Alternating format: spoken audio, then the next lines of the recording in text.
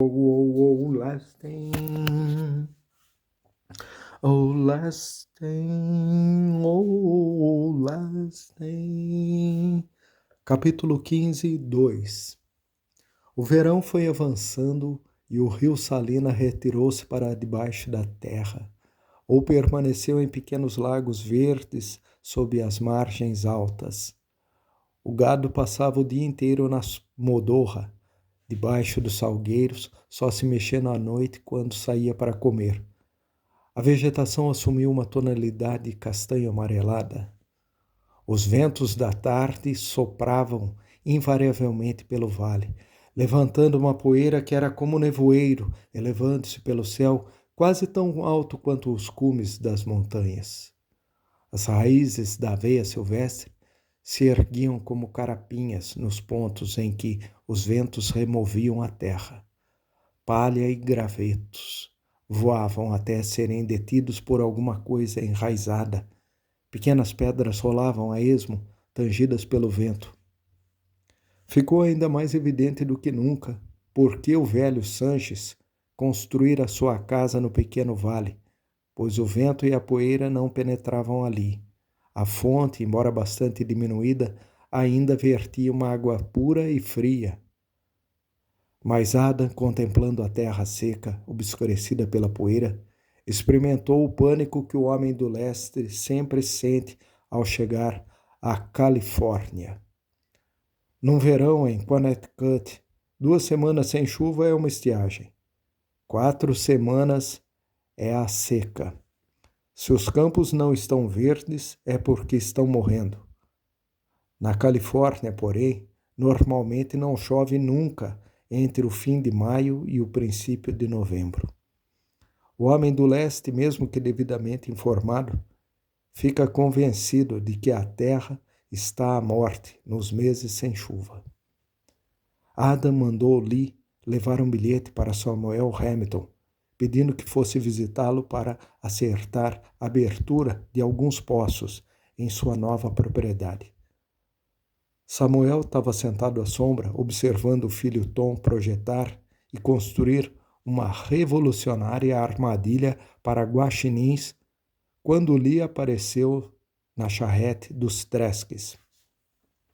Lee enfiou as mãos nas mangas e esperou. Samuel leu o bilhete e disse: Tom, você acha que pode cuidar de tudo por aqui, enquanto eu desço para conversar sobre água com um homem que está seco? Por que não posso ir com você? Talvez precise de ajuda para conversar. Está aí uma coisa em que não preciso de ninguém para me ajudar. Se ainda sou bom para julgar essas coisas, vai se passar algum tempo antes que as escavações comecem. O negócio de poços exige muita conversa, umas 500 ou 600 palavras para cada pá de terra. Mesmo assim, eu gostaria de ir. Não é com Mr. Trask que vai conversar? Não conheci quando ele esteve aqui. Vai conhecê-lo quando as escavações começarem. Sou mais velho do que você e assim tenho o privilégio da conversa. Quer saber de uma coisa, Tom? Um guaxinim vai meter a linda patinha por aqui e escapar. Tá vendo esta peça aqui? Ela prende aqui e se fecha. Nem você conseguiria escapar. Acontece que não sou tão esperto quanto um guaxinim, mas acho que você encontrou uma boa solução. Tom, meu rapaz, pode selar doxologia enquanto eu vou dizer à sua mãe para onde estou indo? Eu trazer chalete, disse Lee, mas eu terei de voltar para casa. Eu trazer de volta. Isso é bobagem, declarou Samuel. Levarei meu cavalo e voltarei nele. Samuel sentou na charrete ao lado de Lee, enquanto seu cavalo seguia desajeitadamente atrás. Qual é o seu nome? Perguntou Samuel jovialmente. Lee. Ter mais nome, mas Lee, nome, família, papai. Chamar Lee. Li muita coisa a respeito da China. Você nasceu na China? Não, nascer aqui. Samuel permaneceu em silêncio por um longo tempo, enquanto a charrete descia aos solavancos pela trilha para o vale poeirento. Mas finalmente disse: Li, não tenho qualquer intenção de ser respeitosa, mas nunca pude entender por que vocês ainda falam desse jeito, quando um babuíno analfabeto dos pântanos da Irlanda, com a cabeça cheia de gaélico e uma língua que mais parece uma batata, aprende a falar um inglês razoavelmente correto em 10 anos. Li sorriu. Nem falar como o chinês falar. Acho que deve ter suas razões. E não é da minha conta, mas espero que me perdoe por não acreditar. Li fitou. Os olhos castanhos sob as pálpebras superiores arredondadas pareceram se abrir e se aprofundar, até que não eram mais estranhos, mas brilhavam de compreensão. Li soltou uma risada e disse: É mais do que uma conveniência. É mais até do que uma questão de autoproteção. Temos de falar assim basicamente para sermos entendidos. Samuel não deixou transparecer qualquer sinal de que observara alguma mudança.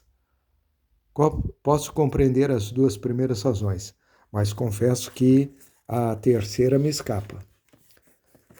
Sei que é difícil acreditar, mas acontece com tanta frequência, a mim e aos meus amigos, que encaramos como um fato consumado. Se eu me aproximasse de uma dama ou um cavalheiro, por exemplo, falando como estou fazendo agora, não seria compreendido. Por que é que não? Eles esperam que eu fale como um chinês, e é só assim que me escutarão. Mas não esperam ouvir o inglês correto de mim e, por isso, não compreenderão. Isso é mesmo possível? Mas como é que eu posso compreendê-lo? É porque isso que eu estou lhe falando normalmente é uma dessas raras pessoas que podem distinguir suas observações dos preconceitos. É capaz de perceber as coisas como são, enquanto a maioria das pessoas vê apenas o que espera. Eu não tinha pensado nisso. Também não sou tão experiente como você. Mas o que está dizendo tem um fundo de verdade. Seja como for, sinto o maior prazer em conversar com você. Há muitas perguntas que gostaria de lhe fazer.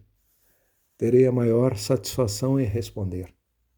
São muitas perguntas, como a questão do rabicho, por exemplo. Li que é um símbolo de escravidão imposto na conquista pelos manchus aos chineses do sul. É verdade. Então por que usam aqui, onde os manchus não poderão alcançá-los? Falar chinês como chinês. Labicho ser moda chinesa, né? Samuel soltou uma gargalhada. Isso é, de fato, o requinte da conveniência. Eu bem que gostaria de ter um disfarce assim. Não sei se eu poderei explicar. Fica muito difícil quando não há uma experiência similar. Pelo que sei, não nasceu na América. É verdade. Nasci na Irlanda e dentro de poucos anos terá quase desaparecido. Mas eu que nasci em Grass Valley, cursei a escola, passei vários anos na Universidade da Califórnia, não tenho a menor possibilidade de me incorporar. E se cortasse o rabicho, se vestisse e falasse como as outras pessoas? Já tentei. Para os chamados brancos, eu ainda era um chinês, só que não merecia confiança. Ao mesmo tempo, meus amigos chineses se afastaram. Tive de desistir. Li parou a charrete debaixo de uma árvore, anunciando ao saltar. Está na hora do almoço. Eu trouxe um lanche. Não gostaria de comer um pouco? Claro que gostaria. Vamos nos acomodar nessa sombra. Esqueço às vezes de comer, o que é muito estranho, porque eu estou sempre faminto. Estou interessado no que você disse. Fala como alguém que tem autoridade no assunto. Mas está me ocorrendo agora que você deveria voltar à China. Li riu sardonicamente. Acho que em poucos minutos vai verificar que não esqueci de nada em uma vida inteira de pesquisa. Voltei à China. Meu pai era um homem bem-sucedido. Não deu certo. Disseram que eu parecia um demônio estrangeiro, que falava como um demônio estrangeiro. Cometi erros nas maneiras, não conhecia os pratos típicos, as coisas que havia surgido depois que meu pai imigrara não me aceitaram. Pode acreditar ou não, mas a verdade é que eu sou tão estrangeiro aqui quanto eu fui na China. Terei de acreditar em você porque é razoável. Está me dando coisas para pensar pelo menos até 27 de fevereiro. Incomoda-se com minhas perguntas? Para ser franco, não. O problema de se falar como um chinês é que se acaba pensando assim também. Escrevo muito para manter o inglês em forma. Ouvir e ler não é a mesma coisa que falar e escrever. Jamais comete um erro? Nunca fala em inglês correto? Não. Creio que é uma questão do que se espera da gente. Olha-se um homem bem nos olhos, verifica-se que ele está esperando que se fale como um chinês. E se tem a atitude subserviente de um chinês. E assim se fala como um chinês. Se assume a atitude subserviente de um chinês. Acho que tem razão. A minha maneira, conto piadas porque as pessoas vão ao meu rancho para rirem. Tento ser engraçado para os outros, mesmo quando estou dominado pela tristeza.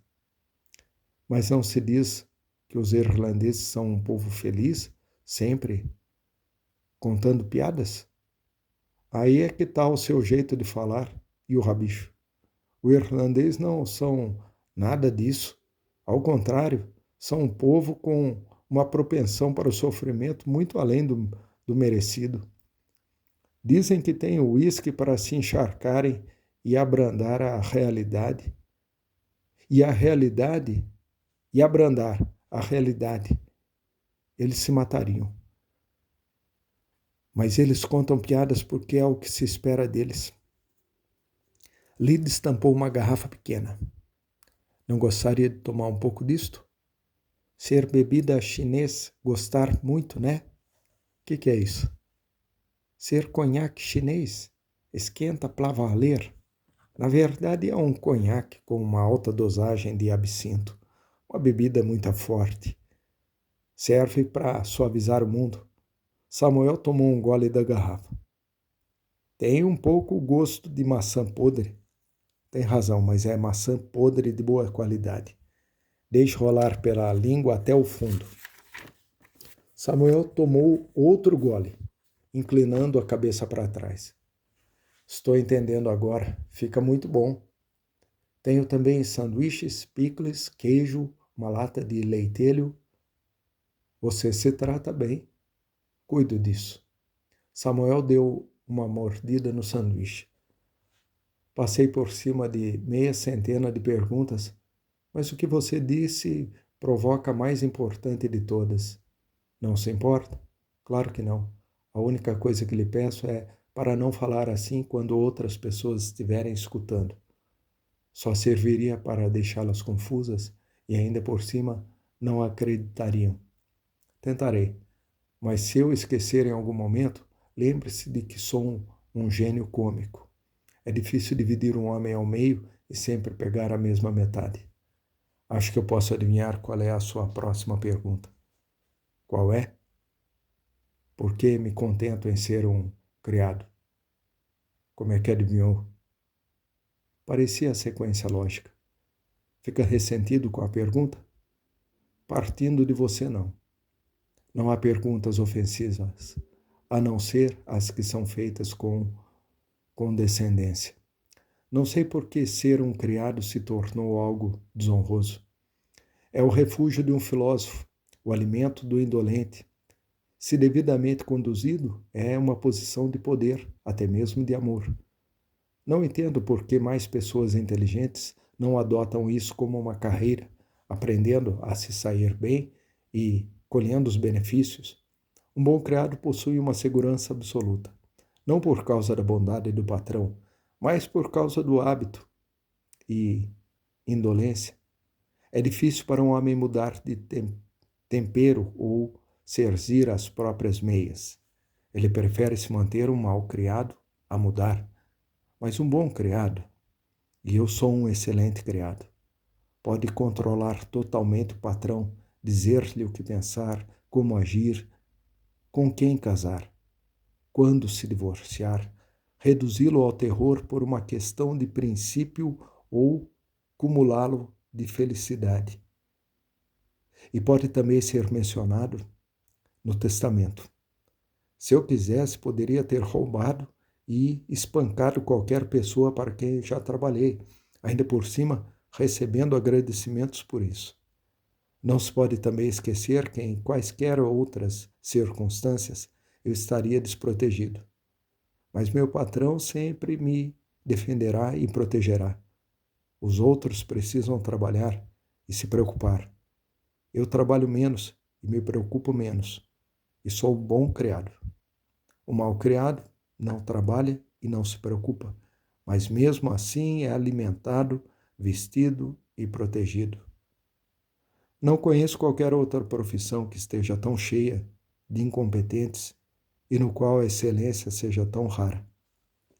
Samuel estava inclinado na direção dele, escutando atentamente. Lhe continuou. Vai ser um alívio, depois disso, voltar a falar como um chinês. Falta muito pouco para chegarmos ao Rancho Sanches. Por que parou tão perto? Ela olha de falar min chinês número 1. Está pronto para ir agora? Como? Ah, sim, claro. Mas deve ser uma vida muito solitária. É o único problema. Tenho pensado em ir para São Francisco e abrir um pequeno negócio, como uma lavanderia ou uma mercearia. Não, já há muitas lavanderias e restaurantes chineses. Pensei em abrir uma livraria. É algo que me agrada e a competição não seria muito grande. Mas provavelmente jamais farei isso. Um criado perde a capacidade de iniciativa.